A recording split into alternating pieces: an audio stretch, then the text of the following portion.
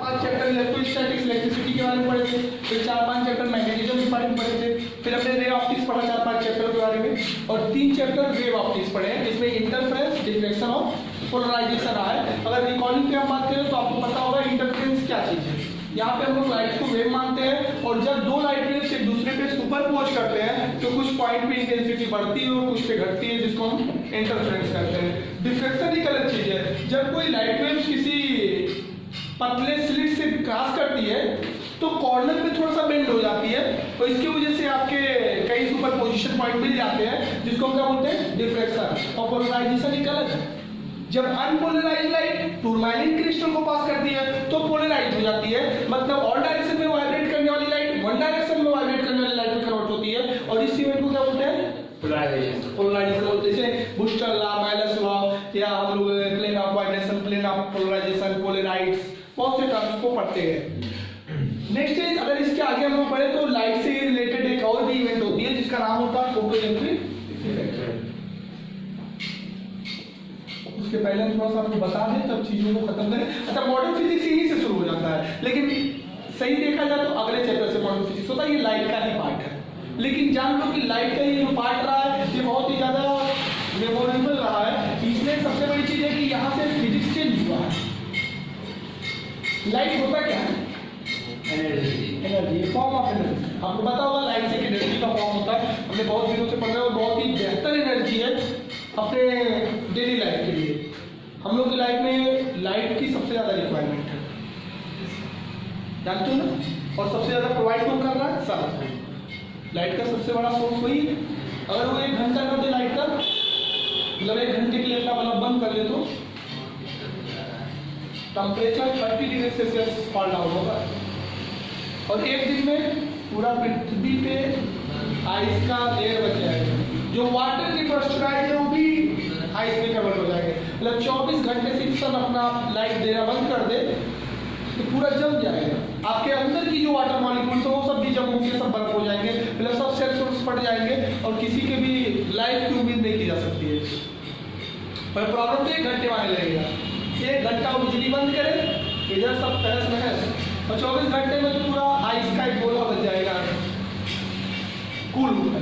मतलब हमें लाइट की सबसे ज्यादा रिक्वायरमेंट है। लेकिन लाइट की स्टडी जब हम करते हैं तो हमें पता है कि लाइट की स्टडी में सबसे पहले किस सर ने बात किया, न्यूटन ने उसे क्या बताया, पार्टिकल। क्या बताया, लाइट क्या है, पार्टिकल्स। लाइट को उन्होंने पार्टिकल्स के नाम से शो किया, और न्यूटन के थीसिस के अकॉर्डिंग जाना गया कि लाइट में छोटे छोटे पार्टिकल्स होते हैं। वो बताते थे कि जो रूम में लाइट है ना, ये लाइट में जो दिख रहा है ये छोटे छोटे पार्टिकल है, जो आपको दिखाई तो नहीं दे रहे, बहुत स्मॉलेस्ट है, ये सब छोटे छोटे पार्टिकल है, और ये पार्टिकल की तरह बिहेव भी करते हैं। जैसे आप देखोगे किसी पार्टिकल को किसी दीवार पे अगर फेंका जाए तो वो रिफ्लेक्ट हो जाता है, ऐसे जाएगा, लड़ेगा और बेंड हो जाएगा। आप किसी लाइट को भी देखे होंगे, जब किसी टार्च को किसी ग्लास पे करते हो तो लाइट जाती है और बेंड हो जाती है। मतलब जैसे आपका पार्टिकल्स बाउंस होता है, सेम टाइप पे लाइट भी बाउंस होती है by through the collision of smooth surface. Smooth surface से कोलिजन होता है, लड़ता है, कभी इंसिडेंट होती है राइट, तो उसी तरह बाउंस होती है जैसे कि कोई पार्टिकल बाउंस हो रहा है, और वो एकदम पार्टिकल है। और इस पार्टिकल के बेसिस पर हमने कई चीजों को पढ़ा, जिसमें रिफ्लेक्शन ऑफ लाइट,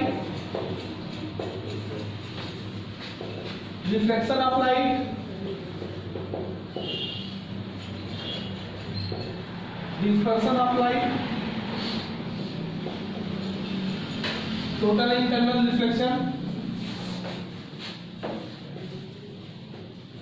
स्कैटरिंग। और ये पांचों के पांचों हम लोग किससे पढ़े, particle nature of light. Light को पार्टिकल मान के पढ़ते थे, लेकिन जब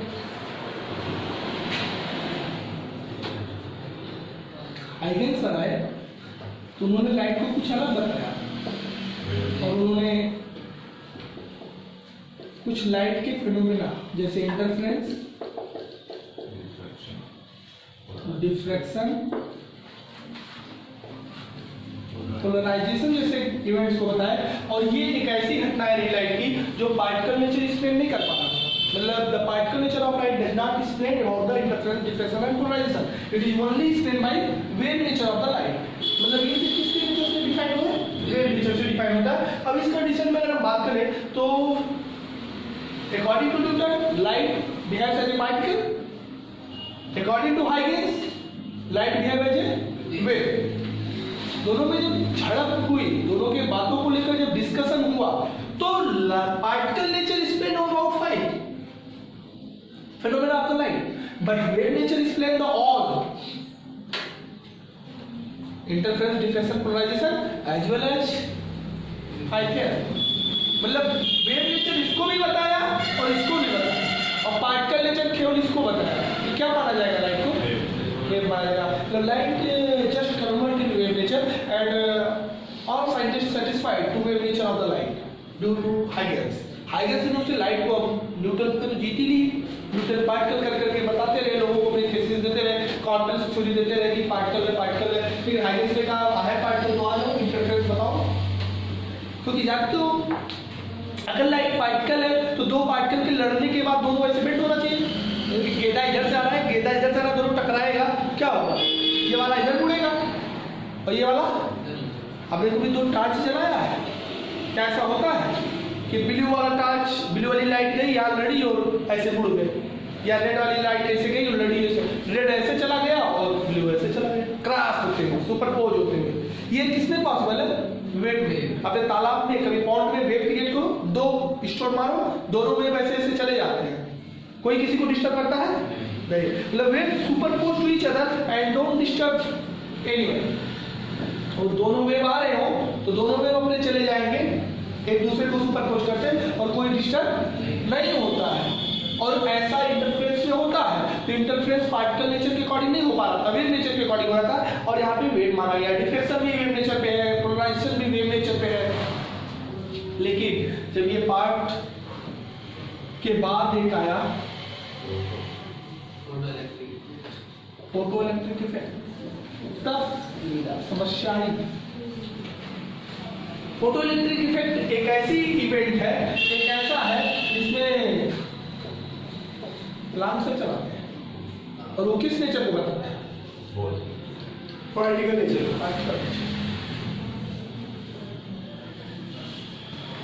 फोटो इलेक्ट्रिक इफेक्ट वो इफेक्ट है, वो इवेंट है लाइट की जो वेव नेचर से एक्सप्लेन नहीं होती है।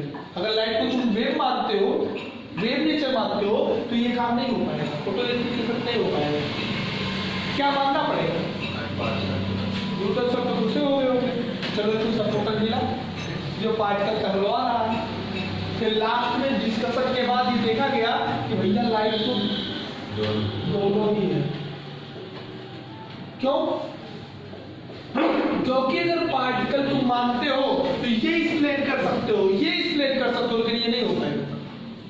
क्योंकि अगर लाइट पार्टिकल है तो तीनों नहीं होगा, सिर्फ इतना बता पाओगे, एक्सप्लेन कर पाओगे।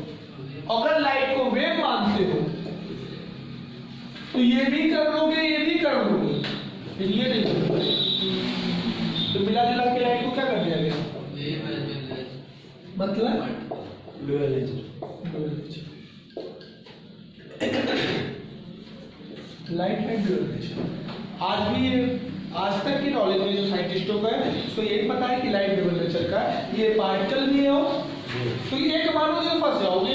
अगर तुम पार्टिकल मान लिए तो ये फंसाएंगे तीनों, कहेंगे हम लोग पार्टिकल से नहीं बात मानते, हम लोग तो वेव पे काम करते हैं। और अगर वेव मान लोगे तो कहेंगे हम सब मानेंगे, लेकिन हम नहीं मानेंगे क्योंकि हम पार्टिकल पे काम करते हैं, वेव से हमारा काम नहीं हो पाएगा। तो लाइट है क्या? Particle as well as wave. उसको ड्यूअल नेचर में कन्वर्ट करना ही पड़ा। लाइट एक ड्यूअल नेचर का पार्टिकल है। अब आते हैं कि फोटो इलेक्ट्रिक इफेक्ट तो क्या चीज है, उसको हम कैसे समझेंगे फोटो इलेक्ट्रिक इफेक्ट क्या होता है, तो ध्यान देना। तो इसके आगे की थोड़ी सी स्टोरी बताते हैं अगले चैप्टर का। जब लांसर ने फोटो इलेक्ट्रिक इफेक्ट के बारे में बताया तो यहाँ से क्लियर हो गया कि वो पार्टिकल नेचर का है, मतलब वो डबल रूल का काम कर रहा है। पार्टिकल और वेव दोनों है, दोनों को एक्सप्लेन भी किया गया, दोनों को देखा गया। अब आगे चल के एक थे नाम सुने हो? ये दो लोग ये और मोहम्मद थे, ये उसमें से निकाल रहे थे कीमा। ये बोले भैया तुम्हारा लाइट जो है तुम कहते हो कभी कभी कर तो वेव बन जाता है, तो हमारा पार्टिकल भी कभी वेव बन जाएगा। जैसे अगर पैसे से चावल मिलता है, पैसे से गेहूं मिलता है, तो चावल से गेहूं मिलना चाहिए, और नहीं मिलता तो चावल दे के पैसा बनवा लेंगे और पैसे से गेहूं खरीद लेंगे। पैसे से अगर चावल मिलता है, पैसे से गेहूं मिलता है, तो चावल से गेहूं मिलना चाहिए। इस थीसिस पे उन्होंने काम शुरू किया और ढूंढते ढूंढ ही ले गए। वो बोले हाँ पार्टिकल वेव बन जाता है, लेकिन कब बनता है? जब उसके पास बहुत हाई स्पीड आती है compare to speed of light. जब कोई लाइट की स्पीड चलने लगे या लाइट के कंपेयर में रन करे, लाइट के कंपेयर का मतलब जैसे लाइट का 3 लाख किलोमीटर पर सेकंड है, तो 3 लाख रख लो, 2 लाख लो, 1 लाख लो, 10,000 लो, 3,000 किलोमीटर पर सेकंड चलो, तो पर सेकंड 3,000 चलोगे तो 1% हो गया लाइट का कि नहीं? लाइट का 3 लाख है, 3 लाख का 1% निकालोगे तो 3 आएगा, 3,000। 3 लाख का 1% निकालोगे 3,000 आएगा ना। मतलब तुम लाइट के कंपेयर में चलो, लाइट के 1% 3,000, लाइट के 2% 6,000, लाइट का आधा 1.5 लाख, लाइट का 1/3 1 लाख, लाइट का 2/3 2 लाख, या लाइट के इक्वल चलो 3 लाख पर किलोमीटर पर सेकंड। अगर तुम लाइट के कंपेयर में चल रहे हो, मतलब बहुत हाई स्पीड से चल रहे हो, तो वो पार्टिकल क्या बन जाएगा? और ऐसे वेव को उन्होंने नाम क्या रख दिया? मैटर। क्योंकि वो प्योर वेव थोड़ा ना, वो तो मैटर था, पार्टिकल था, वेव बन गया। कैसे बन गया? हाई स्पीड की वजह से। According to de Broglie, if any particle और matter moves with a high speed compared to the speed of light, then it behave as a wave, and this type wave is called matter wave। और उसके wavelength को अपने नाम पे रख लीजिए, उसके वेवलेंथ को बोलते हैं दे ब्रॉगली। डी ब्रॉगली बोलते हैं, डी ब्रॉगली, दे भी बोलते हैं, डी भी बोलते हैं, हिंदी में दे लिखा होता है। नेम है ना, तो नेम किसी तरह बोल सकते हो। जैसे हिंदी में ला सातेलिए बोलते हैं, 11 में कहीं सुने हो? ला सातेलिए प्रिंसिपल। और इंग्लिश में ली चैटेलियर लिखा होता है, इंग्लिश वाले ली चैटेलियर करते हैं। जैसे हिंदी में लाप्लास करते हैं, इंग्लिश में लैपलास करते हैं। तो लाप्लास लैपलेस क्या है? इंग्लिश में कहीं बोर लिखा होता है, BOHR, ये साइलेंट है। कहीं बोहर लिखा होता है, हाँ बोले लिया, कहीं इसको साइलेंट रखा है। तो बोहर कहो या बोर कहो, देखिए टॉम्सन कहीं लिखा होता है, कहीं थॉम्सन लिखा होता है। चाहे थॉम्सन पढ़ो चाहे टॉम्सन पढ़ो, दोनों सेम है। नाउन है, जिसका जो मन कर रहा है पढ़ रहा है। मैटर वेव्स किसको बोलते हैं? नेचुरल वेव को नहीं बोलते हैं। जब कोई पार्टिकल वेव में कन्वर्ट होता है टू हाई स्पीड, तब उस वेव को क्या बोलते हैं? मैटर वेव बोलते हैं। और उसके वेवलेंथ को क्या बोलते हैं? दे ब्रॉगली वेवलेंथ। क्योंकि इस बात को दे ब्रॉगली सर ने बताया था। अब ढूंढने लगे कि इस स्पीड से कौन चल रहा है, कोई एक मिल जाता तो बढ़िया रहता, देख लिया जाता। अब हम लोग तो 1,000 किलोमीटर पर सेकंड नहीं चल पा रहे हैं, 1 किलोमीटर पर सेकंड नहीं चल पा रहे हैं, यहाँ तक कि 1 मीटर पर सेकंड नहीं चल रहा है। 1 मीटर पर सेकंड माने 1,000 सेकंड में 1 किलोमीटर हो जाए, 1,000 सेकंड में 1 किलोमीटर हो जाए। और 1,000 सेकंड में 1,000 मीटर मतलब 1 किलोमीटर। 1,000 सेकंड कितना होगा? 15 मिनट हुई। 1,000 सेकंड मतलब 15 मिनट हुई, तो 15 मिनट में 1 किलोमीटर चल लिया जाएगा आराम से। ऐसे चलना हो चल जाएगा, 15 मिनट में किलोमीटर चल जाएगा। मतलब हम लोग 1 मीटर पर सेकंड चल रहे हैं। 1 किलोमीटर चलो तो वो काम नहीं होने वाला है, 10 चलो तो वो नहीं, 100 तक वो नहीं, 1,000 तक वो नहीं, और 5,000, 10,000, 20,000, 2 लाख, 1.5 लाख, 3 लाख किलोमीटर पर सेकंड जब चलोगे हाई स्पीड के साथ, तब तुम वेव बनोगे। अब देव ब्रॉगली बेचारे बता के तो चले गए कि जो हाई स्पीड पाएगा वो वेव बन जाएगा, लेकिन ढूंढने लगे कि कोई चले, ऐसा कोई चल ही नहीं रहा था। लेकिन साइंटिस्ट है, मानेंगे कहाँ? मेला तो देखने जाते नहीं लोग, ढूंढते ही रहते हैं। और पा गए एक जो लगा उसी स्पीड से चल रहा था। कौन था?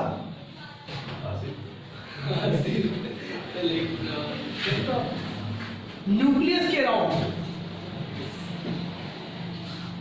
न्यूक्लियस के अराउंड जो इलेक्ट्रॉन रिवॉल्व करते हैं, उनकी स्पीड धीरे ना होती है, बहुत स्पीड होती है, जो कि फिजिक्स में कैलकुलेट किया जाएगा। और ये आता है 2 into 13 into 10 to power 6 metre पर सेकेंड।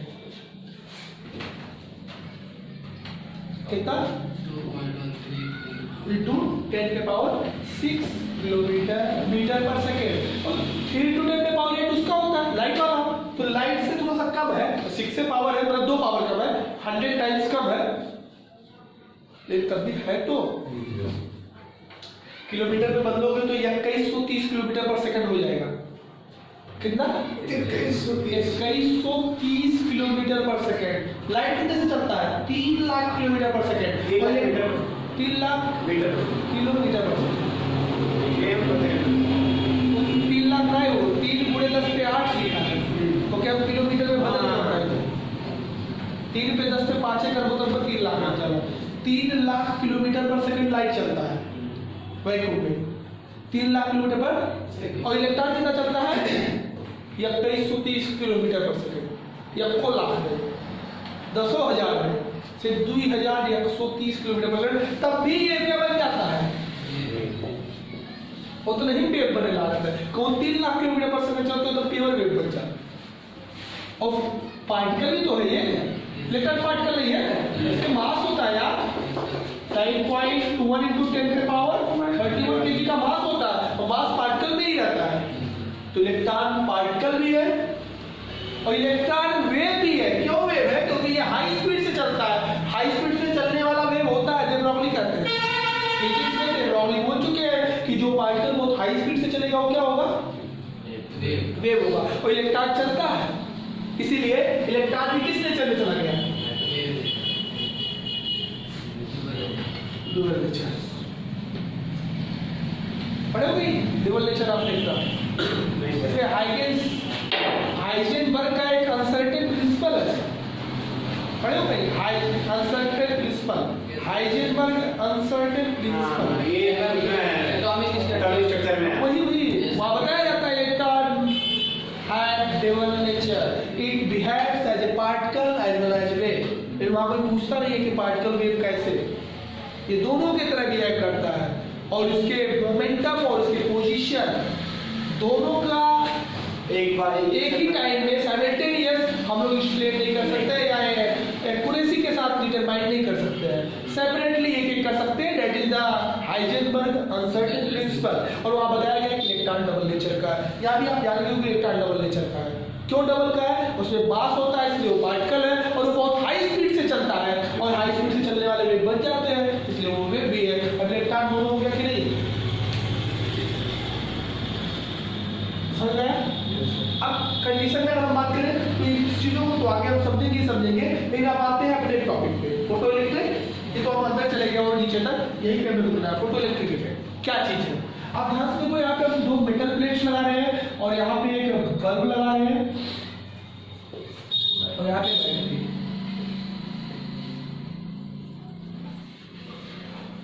यहाँ नेगेटिव प्लेट है तो इस पे नेगेटिव आ जाएंगे, इस पे पॉजिटिव प्लेट है तो इस पे बल्ब जलेगा कि नहीं? तो बल्ब नहीं जलेगा। तार यहीं तक आया तो तार यहाँ तक गया, ये बल्ब जोड़ा गया, इसको सटाएगा ही बल्ब जलेगा, क्योंकि जब तक सर्किट कंप्लीट नहीं होगी तब तक करंट फ्लो नहीं करेगा, करंट फ्लो नहीं करेगा तो बल्ब ग्लो नहीं करेगा, बल्ब नहीं जलता है, ग्लो नहीं करता है। जैसे दोनों को सटाओगे तैसे, फिर हटा दोगे तब नहीं जलेगा, फिर दोनों को सटाओगे तब, फिर दूर करोगे नहीं जलेगा। लेकिन जब इस पे हम लोग लाइट लाते हैं, क्या लाते हैं? लाइट, तो बल्ब जलने लगता है बिना सटाए जलेगा। हाँ वही। अब लाइट जब उस पे आती है, इंसिडेंट होती है, तब ये बल्ब ग्लो करता है।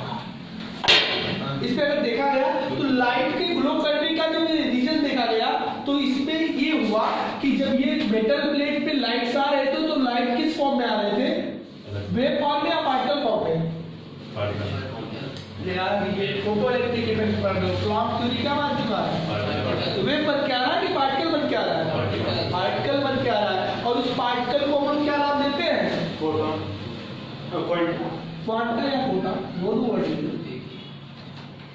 क्वांटा या उसकी एनर्जी कितनी होती है? इसलिए तो रिएक्शन में जहाँ सनलाइट लिखना होता है वहाँ H2 लिख लेते हैं। H2 सनलाइट तो है, फोटाजी तो है।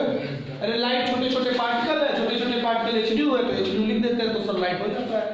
अब ये एनर्जी जब आती है तो इनके इलेक्ट्रॉन वो से लेके निकल जाते हैं और जैसे इलेक्ट्रॉन यहाँ बाहर निकलते हैं ये प्लस वाला प्लेट खींच लेगा कि नहीं? इलेक्ट्रॉन नेगेटिव होता है और प्लस प्लेट खींचेगा कि नहीं? सटाक से खींच के सटा देता है और सट गया तो इलेक्ट्रॉन चलने लगे कि नहीं चलने लगे? इलेक्ट्रॉन का स्टार्ट मोशन मतलब करंट फ्लो करेगा तो ग्रो करेगा कि नहीं? नहीं, इलेक्ट्रॉन का जिस तरह इलेक्ट्रॉन मूव करते हैं उसका अपोजिट डायरेक्शन में करंट फ्लो करता है। इलेक्ट्रॉन यहाँ से यहाँ आ रहा है, करंट वैसे भी जाते हो प्लस से निकल के नेगेटिव से होकर इधर आता है, तो करंट हमेशा फ्लो ऑफ इलेक्ट्रॉन के फ्लो के नेगेटिव अपोजिट होगा ना। बट ये जलेगा कि नहीं जलेगा? जलेगा। कब? जब लाइट इंसिडेंट होगी, लेकिन जैसे लाइट बंद करोगे तैसे फिर बल्ब बुझ जाएगा। जैसे लाइट फिर आएगी तैसे फिर जलेगा। और आपका सोलर प्लेट इसी पे काम करता है। सोलर प्लेट में दो मेटल के लाइन्स खींचे जाते हैं, उसमें देखोगे लाइन रहेगा, एक लाइन में से निकलता है, एक ठुक जाता है इलेक्ट्रॉन लाइट पढ़ने का, समझ में आया? अब वो लाइट के पढ़ने से जो इलेक्ट्रॉन की इमिशन हो रही है इसी का नाम क्या रखा गया है? फोटो का मतलब फोटॉन, लाइट। इलेक्ट्रिक का मतलब इलेक्ट्रिक का जनरेशन, इफेक्ट माने इफेक्ट। लाइट की वजह से इलेक्ट्रॉन का इमिशन होना मतलब इलेक्ट्रिसिटी का जनरेट हो जाना क्या करेगा? Photo electric effect. डिफाइन कैसे करोगे? When light means photons incident on a metal surface, then few electron emits from the metal surface, and the effect is called when photons or light incident on a metal surface, then few electron emit from the metal surface, and the phenomena of light is called। जब light या photon किसी metal पे गिरता है तो उसमें से उसके इलेक्ट्रॉन बाहर निकल जाते हैं, इमिट हो जाते हैं, और उसके निकल जाने की जो घटना है जो उसको क्या बोलते हैं, उस इवेंट को क्या बोलते हैं? Photo electric effect. Photo electric effect समझ में आया? लाइट जब गिरता है इलेक्ट्रॉन निकलने लगते हैं, तो जब लाइट बंद समझ आ गई चीजें। अब इसमें चार टर्म होते हैं, वो चार टर्म आपको करना पड़ेगा। अच्छा हम नोट्स में देखेंगे तो चीजों को पढ़ोगे तो बहुत ज्यादा क्लियर होगा, लेकिन समझे रहोगे तब। एक होता है cut off potential, cut off potential. एक होता है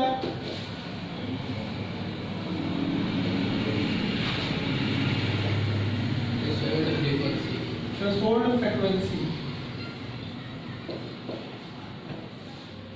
एक होता है थ्रेशोल्ड वेवलेंथ, एक होता है वर्क फंक्शन।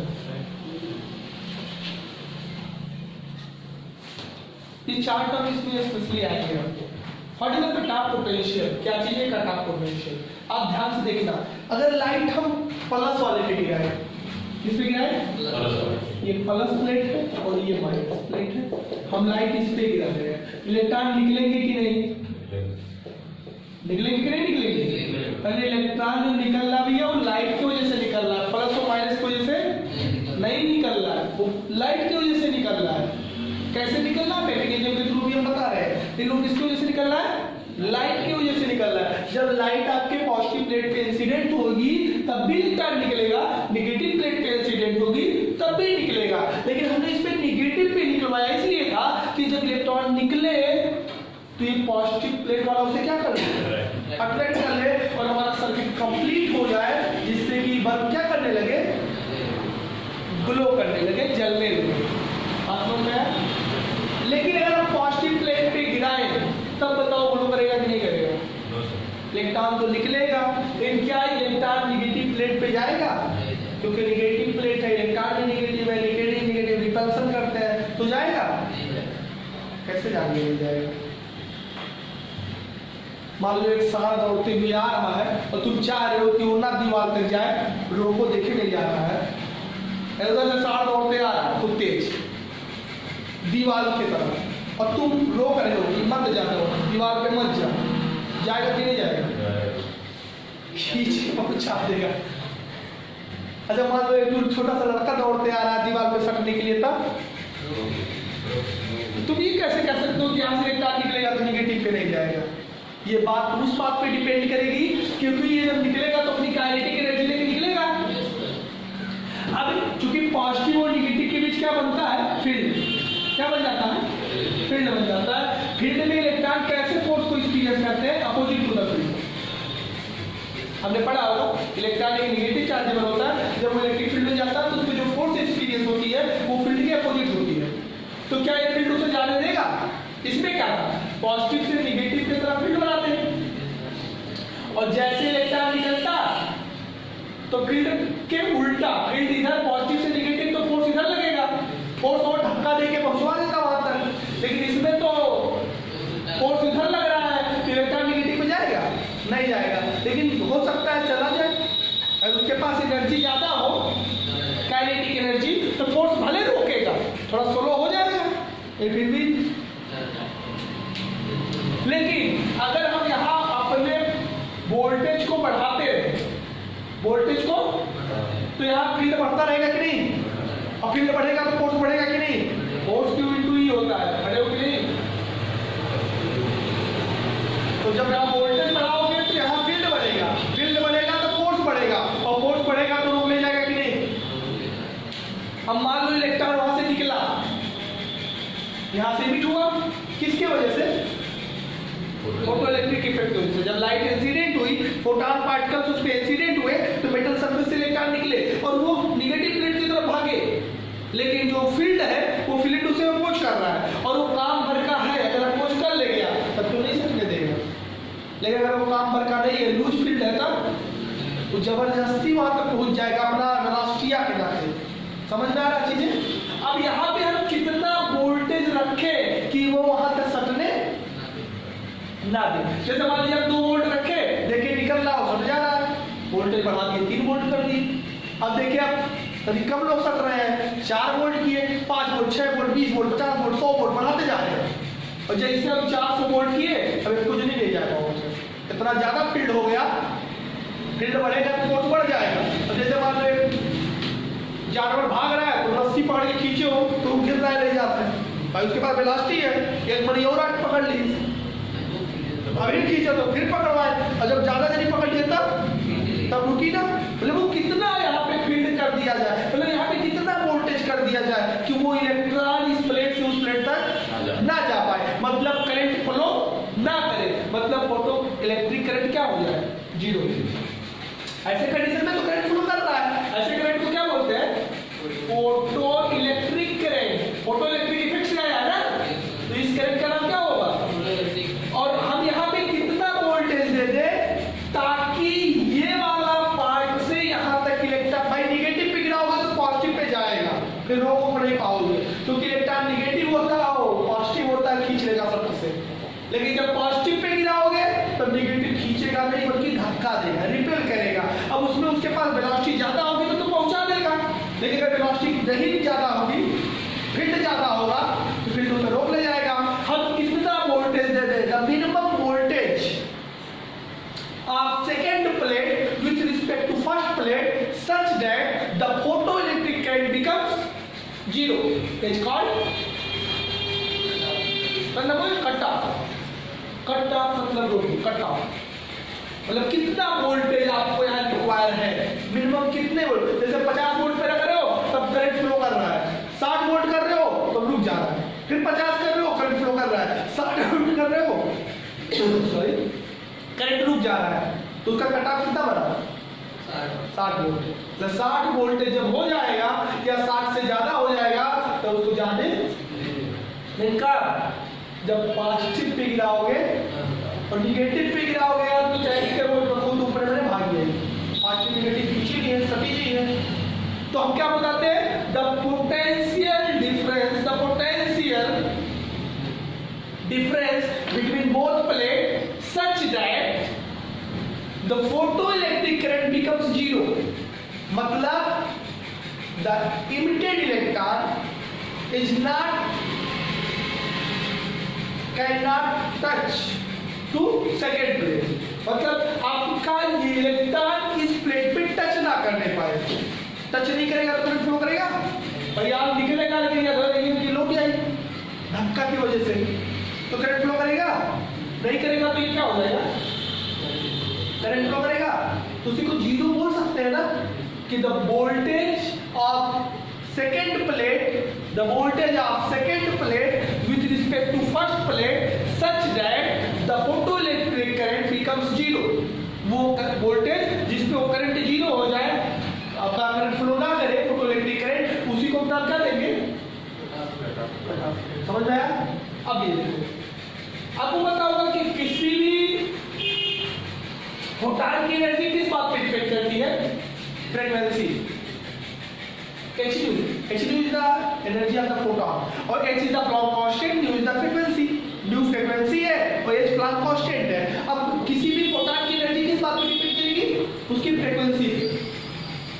कैसे निकलता है उसके मैकेनिज्म को समझो। All metals form by atom, in all atom have a nucleus. जितने मेटल होते हैं सब किससे बने हैं, एटम्स। और सब एटम में क्या है, न्यूक्लियस के अराउंड इलेक्ट्रॉन क्या करते हैं, जो बहुत क्लोज होते हैं वो स्ट्रांगली बाउंड होते हैं, और जो थोड़ा दूर होते हैं आउटर मोस्ट सेल में होते हैं वो लूजली बाउंड होते हैं। जब वो एक्साइटेड स्टेट में आते हैं, उनको थोड़ी सी एनर्जी मिल जाती है तो बाहर निकल जाते हैं, जिसको हम फ्री इलेक्ट्रॉन बोलते हैं। आपने कहीं सुना होगा पीछे। और इलेक्ट्रॉन रैंडम मोशन करते हैं, एक दूसरे से कोलाइड्स करते हैं, तो कॉन्जिक्यूटिव कोलाइड्स के बिटवीन को रिलैक्सेशन टाइम कहते हैं। याद आ रहा है कुछ? जिसमें ये इलेक्ट्रॉन ज्यादा होते हैं वो कंडक्टर होता है, जिसमें कम होते हैं वो सेमीकंडक्टर होता है, जिसमें इलेक्ट्रॉन नहीं होते हैं मतलब चार्ज कैरियर नहीं होता वो इंसुलेटर होता है। तो जब कोई फ्री इलेक्ट्रॉन, जो फ्री इलेक्ट्रॉन हो चुका है, वो आउटर एनर्जी को गेन करता है तो मेटल से बाहर निकल जाता है। क्या समझ?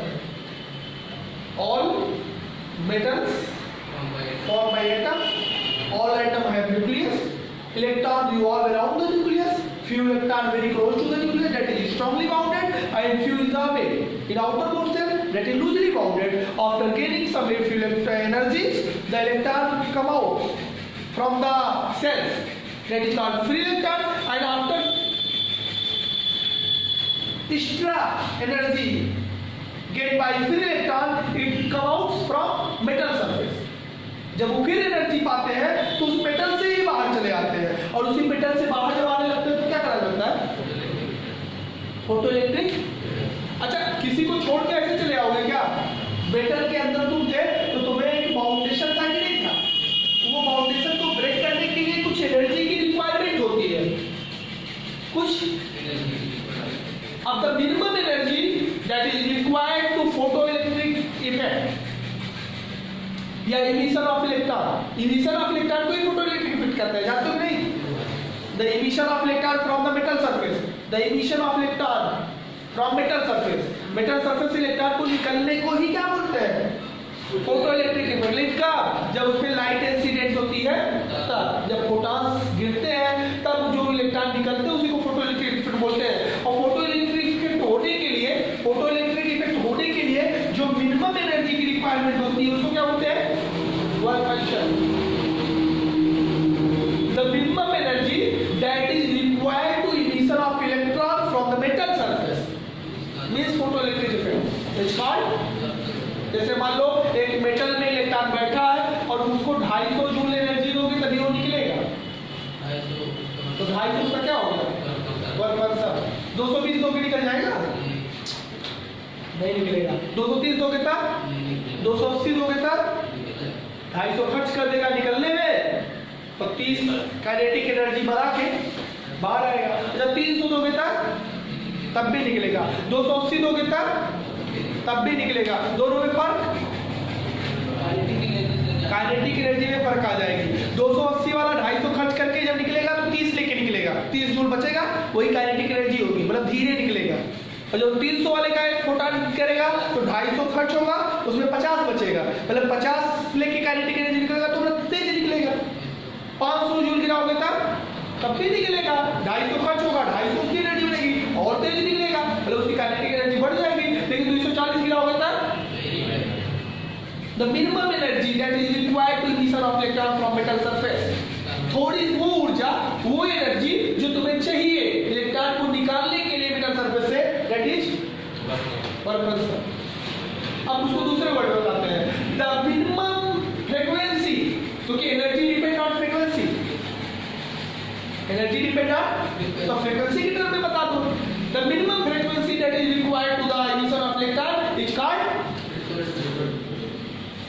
लेकिन फ्रीक्वेंसी का जस्ट अपोजिट होता है वेवलेंथ, तो यहाँ मिनिमम नहीं कहोगे, मैक्सिमम कहोगे। The maximum wavelength that is required to the emission of electron from metal surface is called threshold wavelength. ये तीनों एक तरह है, ये तो थोड़ा अलग है।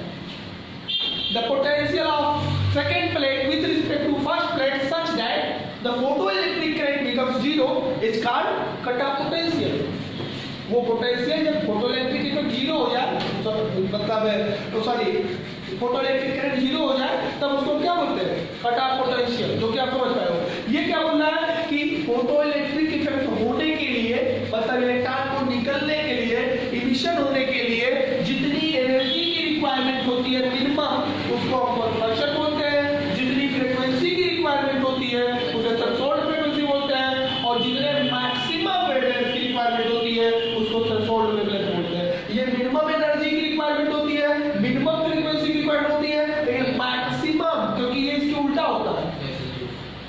जिस वेव की फ्रीक्वेंसी ज्यादा वेवलेंथ कम, वेवलेंथ ज्यादा उल्टा होता है। तो minimum frequency that is required to emission of electron is called threshold frequency, और maximum wavelength that is required to the photoelectric effect या emission of electron is called threshold wavelength. दोनों में relation भी होता है, पढ़े होंगे।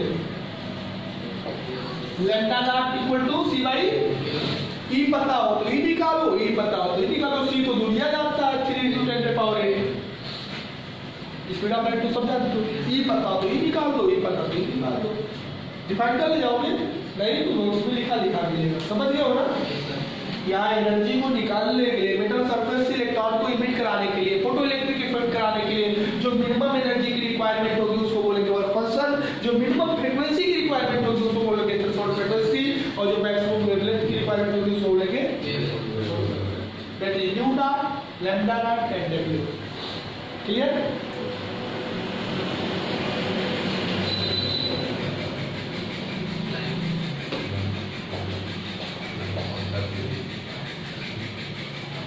तो भाई बता चुके हैं, फिर एक बार बता दें। इससे प्लांक क्वांटम थ्योरी पूछता, what is the quantum theory of Planck's? Quantum theory ये तो वही है ना न्यूटन के विरोधी? नहीं, न्यूटन के सपोर्ट है। अच्छा, हाइगेन्स सर बोले तो energy is continuous emitted from the source. पहला राइट है हाइगेन्स का कि वहां से जो लाइट निकल रहा है ना वो कंटीन्यूअस निकल रहा है, कंटीन्यूअस, लगातार। जैसे कि आपने पाइप से पानी गिराया होगा लगातार एक स्ट्रीम बनकर, और तुझे दबावा करो कुछ कुछ कुछ कुछ कुछ छोटा छोटा पैकेट बनकर, हाइगेन्स करने लगातार निकलता है वेव फॉर्म में। ये कहते हैं ना पैकेट बन के निकलता है, नॉट कंटिन्यूअस, थोड़ा थोड़ा थोड़ा निकलेगा रुक जाएगा, फिर थोड़ा निकलेगा रुक जाएगा। जैसे कि स्प्रे मशीन से वाटर ड्रॉप्स निकलते हैं, देखोगे नहीं? मतलब यहाँ से लहर निकल रहा है, लहर तरंगे वेव्स निकल रहा है, ये हाइगेन्स कहते हैं। और तुम्हें मानना पड़ेगा अगर ये तीन पढ़ना चाहते हो तो। लेकिन यहाँ से वो स्प्रे मशीन की तरह, जैसे सेविंग मशीन वाला स्प्रे होता है, छोटे छोटे पार्टिकल्स निकल रहे हैं, ये तुम्हें मानना पड़ेगा अगर ये पढ़ना चाहते हो तो। अब क्या निकल रहा है? दोनों निकल रहा है, वेव नेचर भी है, पार्टिकल नेचर भी है। ज़्यादा पढ़ने के लिए क्वांटम फिजिक्स पढ़ना पड़ेगा, इंटर ग्रेजुएशन में जाओगे कभी बीटेक करोगे बढ़िया स्कूल से तो हो सकता है पढ़ने को मिल जाए। एसीयू में मिलेगा पढ़ने को, अगर बढ़िया से में पढ़ोगे तब DHU, ALU, JLU, DU बस पढ़ो तो कुछ लोगों के दर्शन होंगे, बाकी नए लोगों के दर्शन नहीं। प्लांक्स थ्योरी ये बता रहे हैं। पहला नंबर बता रहे हैं the emission of energy, the emission of from the light source is not continuous. Huygens का पहले उल्टा कह दिए, हाइगेन्स बोले थे कंटिन्यूअस निकलता है, ऐसे ऐसे कंटिन्यूअस। ये बता रहे थे बुलेट के तरह चारों तरफ छिटक रहा है, समझ में आ रहा है? तो पहला लाइन क्या बताओगे? According to Planck's quantum theory the emission of energy from light source is not continuous, but it emits in the packet of energy that is called quantum photon, and each quantum photon has the energy in multiple of hν। सबकी energy क्या होगी? H2 होगी। Integral इन्होंने 4 कारण बताया साफ साफ। पहला, the emission of energy from light source is not continuous, but the emission of energy from light source in the form of packet of energy that is called quantum photon, and each quantum photon has the energy in multiple of h nu। ये कहते हैं कि किसी भी light source से energy continuous नहीं निकलती है, वो कॉन्टिन्यूअस नहीं निकलती है, वो छोटे छोटे पैकेट में निकलती है। उस पैकेट को हम क्वांटा या फोटॉन बोलते हैं और उसकी एनर्जी h nu होती है। Where h is the Planck constant and u is the frequency of light। h क्या है? Planck constant और nu frequency of light। Clear हुआ? Planck थ्योरी लिखते जाओगे ना, 4-5 लाइनें नहीं लिख पाओगे, नोट्स में लिखा रहेगा, वहां पढ़ोगे, उसको प्रैक्टिस करना पड़ेगा, चीजें समझ लोगे। प्लान क्या कह रहे हैं? हाइटेंस की बातों का जस्ट उल्टा कर रहे हैं। हाइटेंस कहने की एनर्जी का इमिशन जो लाइट सोर्स से होता है, चाहे वो सन से हो, चाहे लैंप से हो, चाहे कैंडल से हो, चाहे बल्ब से हो, वो कॉन्टिन्यूअस नहीं होता है, वो छोटे छोटे पैकेट के फॉर्म में होता है। उस पैकेट में आपको हम लोग एनर्जी के पैकेट को क्वांटा या फोटॉन बोलते हैं। उनकी एनर्जी h nu के इक्वल होती है, जहां पे h प्लांक कांस्टेंट है और nu उसकी फ्रीक्वेंसी है। क्लियर?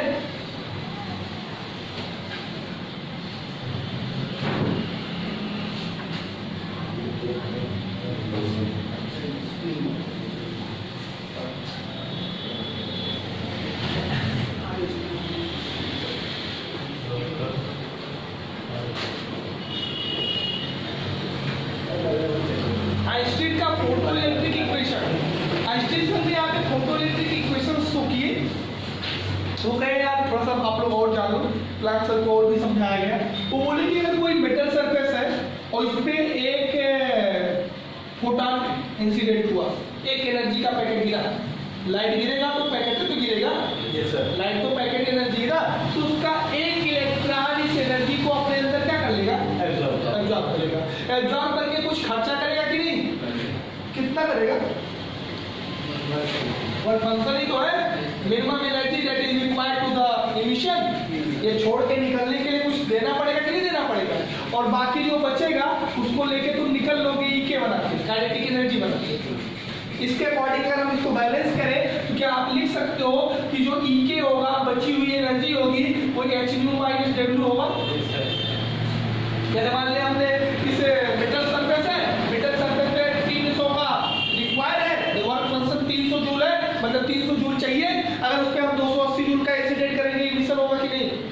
वो भी नहीं करेंगे। 290 करेंगे, 250 करेंगे, 299 करेंगे, एक काम नहीं निकलेगा। 340 करोगे, 300 खर्चा हो गया और 40 काइनेटिक बन के निकला। अब 340 करोगे तो 40 काइनेटिक मिलेगा और 440 करोगे तो 140 काइनेटिक मिलेगा। काइनेटिक क्या ज्यादा मिलेगा? मतलब जल्दी तेज निकलोगे, स्पीड के साथ निकलोगे। काइनेटिक ज्यादा मतलब स्पीड ज्यादा।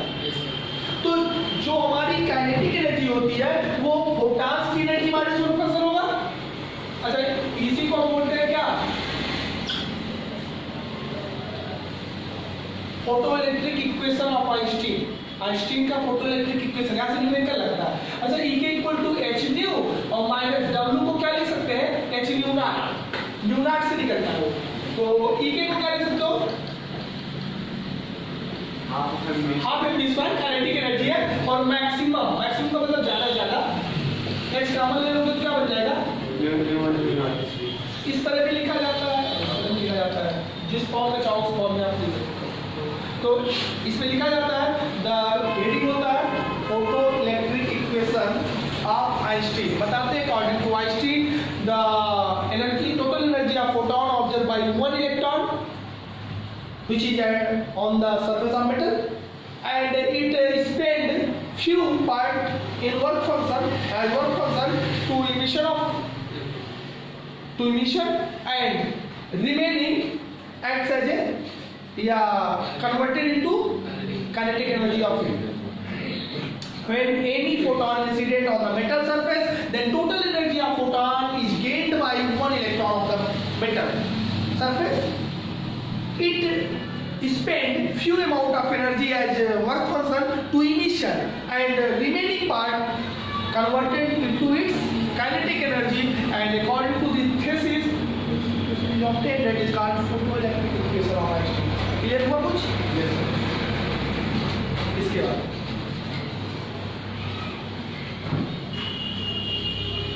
property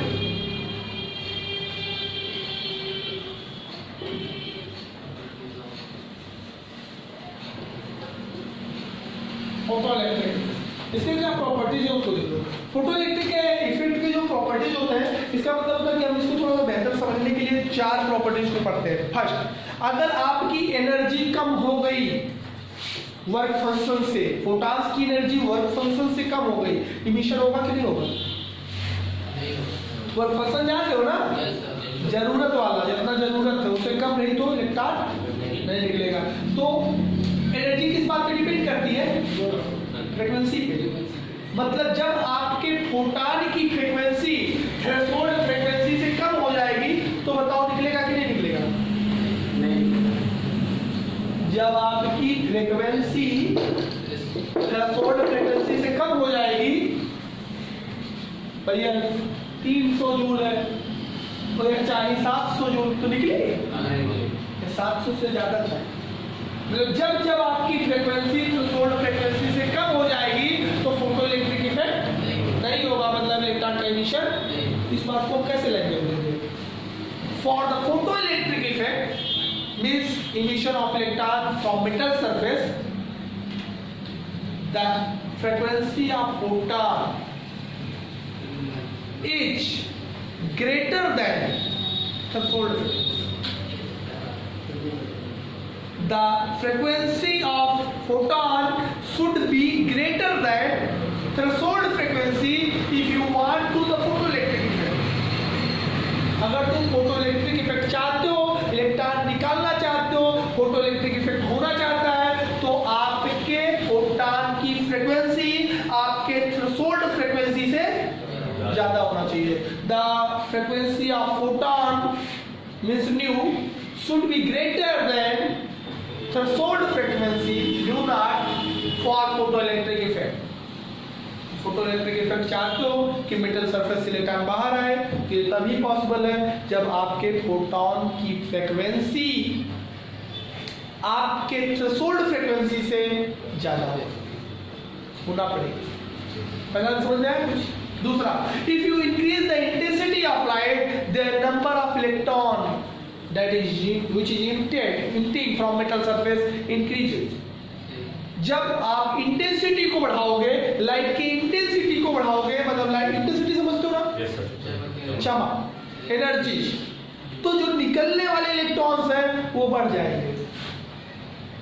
जैसे मान लो पहले कम लाइट था, 20 इलेक्ट्रॉन निकल रहे थे, जब ज्यादा लाइट हो जाएगा तो 50 इलेक्ट्रॉन निकलेंगे। Number of electron increases, the number of emitting electron increases on increasing of intensity of light. But you increase, if you increase frequency of light, then number of electron does not increase, but its kinetic energy increases in photoelectric effect. मतलब हमारी दो चीजें होती है, एक intensity और एक frequency. Intensity मतलब एम्पलीट्यूड का बढ़ना, ज्यादा एनर्जी, और फ्रीक्वेंसी मतलब नंबर ऑफ साइकिल। जैसे 1 सेकंड में तुम 2 बार किए तो आपकी फ्रीक्वेंसी 2, और ये 1 सेकंड में 200 बार कर दिया तो इसकी फ्रीक्वेंसी 200। फ्रीक्वेंसी समझ पाए ना? फ्रीक्वेंसी मतलब कितनी बार होगा, और 2 सेकंड में इतने बार की। जैसे आपने हम बताए थे कि जो शेर दहाड़ते हैं उनकी फ्रीक्वेंसी कम होती है, जो मच्छर भर बनाते हैं उनकी फ्रीक्वेंसी ज्यादा होती है। जब तुम लेकिन इंटेंसिटी में शेर की दहाड़ की इंटेंसिटी ज्यादा है, एनर्जी वहां ज्यादा है, तो जब इंटेंसिटी बढ़ाओगे लाइट की तब नंबर ऑफ इलेक्ट्रॉन बढ़ेंगे, जो इलेक्ट्रॉन निकल रहे हैं उनके नंबर्स बढ़ जाएंगे। लेकिन जब फ्रीक्वेंसी बढ़ाओगे तब इलेक्ट्रॉन के नंबर नहीं बढ़ेंगे, तब उसकी काइनेटिक एनर्जी बढ़ेगी। मतलब यही है कि अगर फ्रीक्वेंसी आप बढ़ाओगे तो उस फोटॉन की एनर्जी बढ़ जाएगी, और फोटॉन की एनर्जी बढ़ जाएगी तो काइनेटिक एनर्जी ज्यादा बचेगा ना।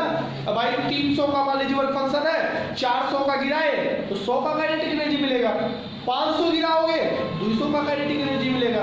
1000 जूल का गिरा दोगे तो 300 कटेगा, 700 मिलेगा। क्या इलेक्ट्रॉन बढ़ जाएंगे? तब भी एक इलेक्ट्रॉन निकलता था, अब भी।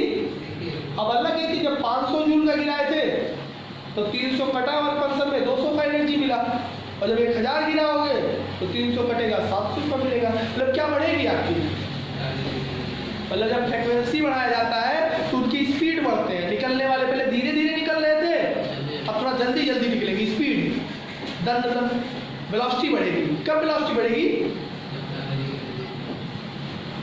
वेलोसिटी बढ़ने मतलब काइनेटिक एनर्जी का ही बढ़ना। काइनेटिक एनर्जी कब बढ़ेगा?